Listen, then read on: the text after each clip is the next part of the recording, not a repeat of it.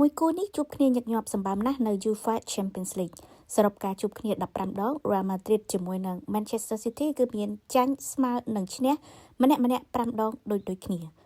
ចុះបើយើងមើលតែលើស្ថិតិជួបគ្នានៅវគ្គចាញ់ធ្លាក់ឬក៏ knock out វិញតើអ្នកណាទម្លាក់អ្នកណាបានច្រើនជាង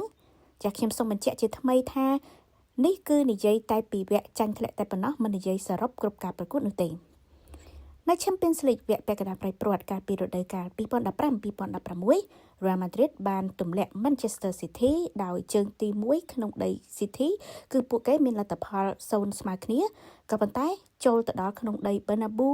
នៅជើងទី2គឺ Real Madrid ឈ្នះ1-0ហើយបានឡើងវគ្គផ្ដាច់ព្រាត់និងបានលើកពាន UEFA Champions League តែម្ដងនៅ Champions League វគ្គ16ក្រុមចុងក្រោយនារដូវកាល2019-2020 វិញMan City គឺជាអ្នកទម្លាក់ Real Madrid ក្រោយបានឈ្នះទាំងពីរជើងក្នុងលទ្ធផលសរុប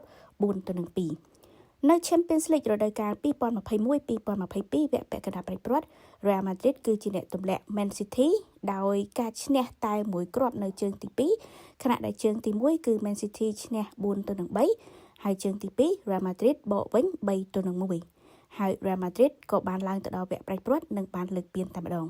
នៅ Champions League រដូវកាល2022-2023 វគ្គពាក់កណ្ដាលប្រៃព្រាត់ Man City គឺជាអ្នកទម្លាក់ Real Madrid ដោយលទ្ធផលទាំងពីរជើងគឺ